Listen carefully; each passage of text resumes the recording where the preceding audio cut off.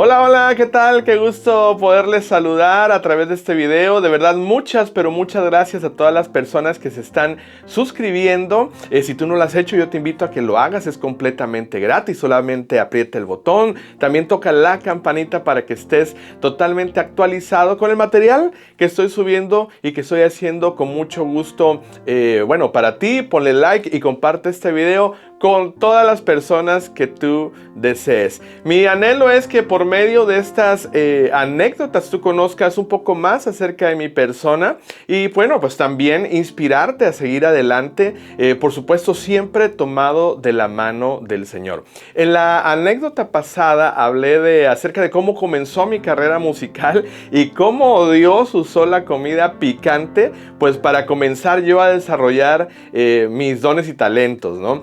Así que si tú no has visto la anécdota pasada, bueno, te invito a que explores aquí el canal, aquí la vas a encontrar y no te pierdas esta extraordinaria anécdota. El día de hoy quiero compartirte que en mi casa habían eventos paranormales y habían fantasmas de verdad. Y cuando yo te digo de verdad, es de verdad. Fue una temporada muy escalofriante, una temporada muy difícil, una temporada en la que hubo muchísima opresión en muchos sentidos. Pero bueno, antes de llegar a ese punto, te platico el contexto. Resulta que en México, en el año del 94, la moneda mexicana se devaluó. Fue lo que se le llamó el error de diciembre. Resulta que de un día para otro, debido a la economía tan frágil del país, la moneda mexicana colapsó y perdió muchísimo de su valor. Y lo que pasó es que muchas empresas que tenían préstamos o muchos negocios que habían pedido préstamos a los bancos, de tener una deuda medianamente sostenible, de un día para otro esa deuda se disparó hasta números pues impagables. Yo recuerdo que fue una temporada muy triste, una temporada de muchísima necesidad en el país, gente que perdió absolutamente todo, personas que se suicidaron, negocios que desaparecieron, que nunca más se pudieron rescatar. De verdad que fue una temporada muy difícil y justamente ese golpe le dio muy duro a mi papá. Mi papá tenía una compañía constructora, construía tanques de almacenamiento para petróleos mexicanos, para Pemex. En casa, pues nunca fuimos ricos, pero gracias al Señor y a que pues Él siempre ha sido bueno, pues nunca nos hizo falta nada, ¿no? Teníamos una vida medianamente pues acomodada y pues teníamos lo que necesitábamos para estar bien. Pero literal de un día para otro la empresa de mi papá, por esa devaluación de la moneda, también colapsó y fue un momento muy duro, muy desesperante. Mi papá no podía dormir, estaba muy desesperado tratando de buscar dinero por aquí, por allá. Fue tan crítica la situación que de tener más o menos algo modesto para comer cada día, mi mamá ahora tenía que salir a comprar al mercado los retazos de los pollos, que esos son los cuellos, las patas, las alitas, que en aquel entonces las alitas de pollo no eran tan famosas como ahora. No, nadie las quería comer, entonces era como lo que se juntaba para darle de comer a animalitos como los cerdos o no sé, se hacían otras cosas, pero no eran necesariamente para consumo humano. Bueno, mi mamá tenía que ir a comprar al mercado ese tipo de cosas para inventarse, hacernos una sopa, combinarlo con frijoles, algo de arroz y pues más o menos quitarnos el hambre de pues que nos daba en ese momento, ¿no? Tan crítica fue la situación que de repente nos cortaron la electricidad y yo me acuerdo que uno de los trabajadores de mi papá le dijo a mi papá, Javier se llamaba, él le dijo, Javier, no te preocupes, ahorita lo vamos a arreglar. Y de repente por ahí sacó unos cables y armó lo que se le llama en términos mexicanos un diablito, que no es otra cosa más que una mexicanada para colgarte de la electricidad del poste más cercano y robarte la luz. O sea, la electricidad regresó a casa, pero ahora, ya, como no teníamos para pagar el recibo de luz, pues ahora pues nos la estábamos robando, ¿no? Mi papá, con lo poco que le quedaba de maquinaria, algunas herramientas, recuerdo que por las tardes salía a tratar de venderlas o mal venderlas, porque pues quienes le compraron algunas cosas se aprovecharon al ver la desesperación de mi papá y se las compraron en precios ridículos, pero el punto era salir adelante. Fue tan fuerte la desesperación de mi papá que comenzó a tocar la puerta falsa de la hechicería y de la brujería. Y definitivamente cuando nosotros le abrimos la puerta a ese tipo de cosas, va a traer muchísima miseria, muchísima falta de tranquilidad, muchísimo dolor, porque dice la palabra de Dios que el diablo anda como león rugiente buscando a quien devorar, y él no pierde oportunidad para entrar a la familia, a la casa de alguien y destruirla por completo. Entonces mi papá comenzó a tocar la puerta de la brujería, de la hechicería en su desesperación. Me acuerdo que él comenzó a consultar a una bruja en la ciudad de Nanchital, Veracruz. Eso está muy cerca de Coatzacoalcos. Y iba creo que una vez por semana o una vez cada 2 semanas, no recuerdo, pero iba con muchísima frecuencia. Incluso alguna vez me compartió que le leyeron el tarot y todo ese tipo de cosas que la verdad no trae absolutamente nada bueno. Aparte de que estábamos o de que ya se había perdido la tranquilidad financiera en casa, aparte de que mis papás tenían ya muchos conflictos entre ellos por la falta de economía, ahora había llegado mucha más miseria y falta de tranquilidad en el mundo natural. Así lo digo totalmente, el mundo natural colapsó también, el mundo físico, así como lo conocemos, colapsó totalmente y comenzaron a ocurrir eventos paranormales de verdad muy pero muy feos, muy escalofriantes. En esas consultas que mi papá tenía con esa hechicera, con esa bruja, le daba a ella unos botes de un agua que se llamaba Ven Dinero. Yo me acuerdo bien, eran unos botes así grandes con una etiqueta que decía agua de Ven Dinero, y él se la ponía en el cuerpo después de bañarse, hacía rituales en su oficina. La oficina de mi papá estaba en el mismo terreno en el que nosotros vivíamos, solamente que en la parte de enfrente, y ahí él se iba a hacer algunos rituales y prendía inciensos y prendía fuego y cosas muy extrañas que nosotros en nuestra ignorancia los veíamos y pensábamos que iba a traer algo bueno, y no, para nada, era todo lo contrario. Esa oficina de mi papá, de hecho, comenzó a convertirse como en el epicentro del terror, porque entrar a esa oficina era sentir un frío muy intenso.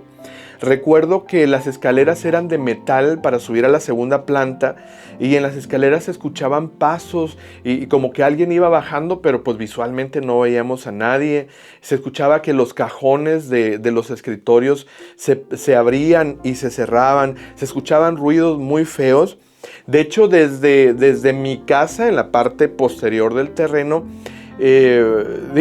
parece chiste, pero es verdad, escuchábamos cómo las computadoras se prendían y comenzaban a escribir solas, y comenzaban a imprimir, ¿no? De hecho, yo no sé si ustedes se acuerdan, pero las impresoras de allá de los años 90 eran muy ruidosas, ¿no? Iban a escribir una palabra y era un montón de escándalo para escribir algo. Si tú te acuerdas de esas impresoras, por favor, ponlo en los comentarios. No sé si tú tuviste una, platícame tu historia. Pero sí, las impresoras de los 90 eran muy ruidosas. Pues nosotros hasta nuestra casa escuchábamos cuando la computadora se prendía y comenzaba a escribir sola. De verdad, muy feo, una temporada terrible en ese sentido. La cereza del pastel fue que un día la secretaria de mi papá nos platicó que ella venía de su casa, venía por la calle, venía para la oficina, y dice que desde la calle ella vio que en la planta alta estaba el arquitecto que trabajaba para mi papá. Y ella platicó que desde abajo ella lo saludó y le sonrió, pues como alguien que se saluda en la mañana, ¿no? Y que sí, el arquitecto pues también le saludó y le sonrió. Y bueno, pues ella se quedó en la planta baja, pues arreglando sus cosas y alistándose para su día a día. Y resulta que como a los 30 minutos el arquitecto entra por la planta baja y le dice: arquitecto, ¿y qué usted no estaba ahí arriba? ¿A qué hora bajó? Y el arquitecto le dice: no, dice, yo vengo de mi casa, dice, yo no estaba arriba. Dice que cuando le dijo eso, ella se puso verde, roja, amarilla y de todos los colores, porque había sido algo impresionante. No sé si tú hayas vivido algo así por el estilo. Mira, por favor, compárteme tu historia aquí en los comentarios si tú has tenido alguna experiencia de ese tipo. Me gustaría leerte. Bueno, eso fue la cereza del pastel. De verdad que fue algo terrible. En lo que, repito, estábamos sumidos en un colapso económico, colapso familiar y pues ahora un colapso espiritual fatal. Pero un día, y aquí lo voy a recalcar, un día maravilloso de marzo del 94, llegó un panfleto a mi casa. Llegó lo que aquí en Estados Unidos se le llama un flyer. Llegó un panfleto que decía el panfleto: Clamor 94 en el campo de béisbol Hernández Ochoa. Era una invitación para un evento masivo que estaba organizando una iglesia de nombre Centro Cristiano de Salvación. Por cierto, un saludo a los hermanos del Centro Cristiano de Salvación allá en Coatzacoalcos, al pastor Javier Montes y Baja. Un abrazo muy pero muy grande. Bueno, llega ese panfleto. Yo no sé, mi mamá, pues ahora sí que guiada por Dios, definitivamente, Dios en su misericordia, mi mamá pues le llama la atención, total que se alistó, y creo que se alistó con mi abuelita, y pues se fueron a lo que le llamamos en términos cristianos a una campaña evangelística, ¿no?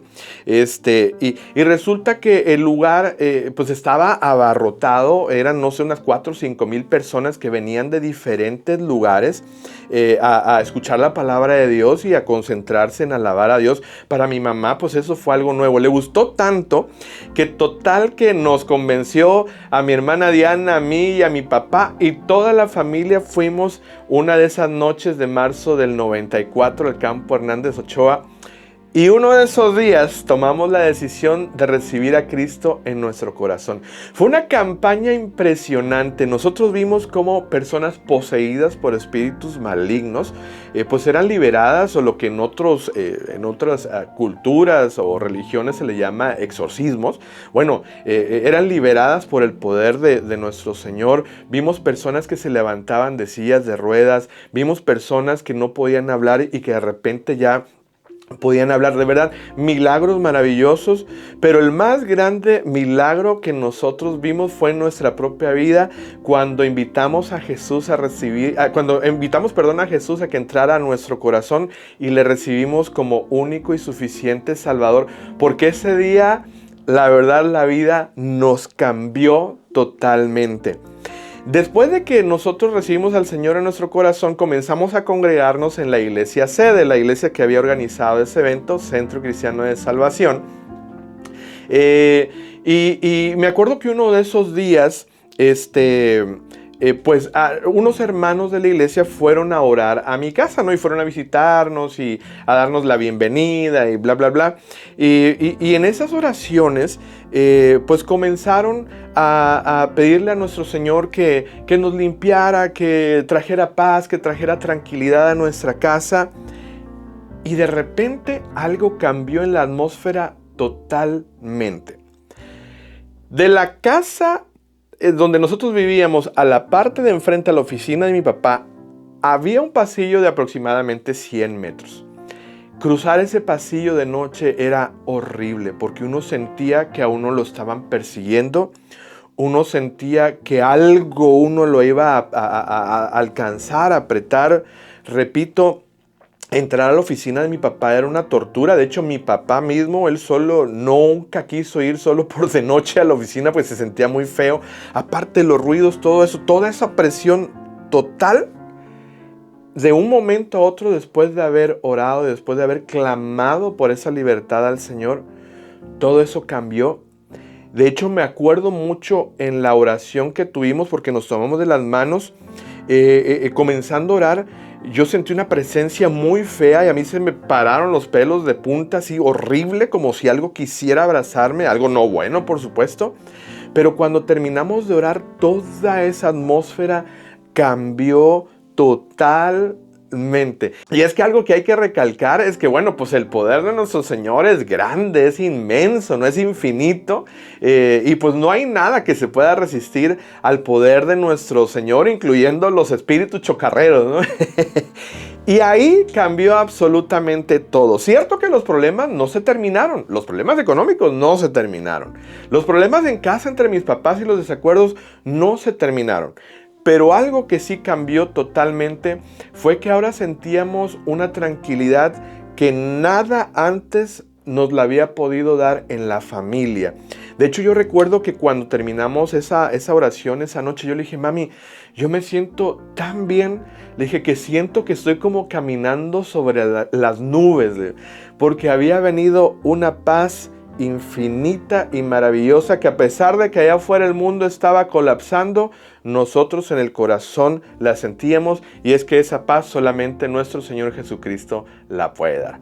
Bueno, pues hasta aquí la anécdota del día de hoy. Por favor, no olvides suscribirte, compartir, darle like, porque bueno, pues la idea es que muchas más personas puedan escuchar estas historias. Y déjame, te digo que si tú estás pasando por eventos paranormales, si tú estás pasando por dificultades en casa, si tú no encuentras la salida, la solución a tu problema, déjame decirte que Dios es la solución, que no necesitas a ningún intermediario tampoco para llegar a Dios, porque solamente Jesús es el único camino, la verdad y la vida, y solamente Jesús es el medio para llegar al Padre. Así que acéptalo en tu corazón. Lo único que tienes que hacer es decirle, Señor, quiero que entres a mi corazón, que me guíes, que me guardes, límpiame y lávame con tu sangre maravillosa. Reconozco que te levantaste al tercer día de entre los muertos y que hoy vives para siempre. Te lo garantizo porque yo lo viví, que tu vida va a cambiar totalmente. Así que adiós a los fantasmas,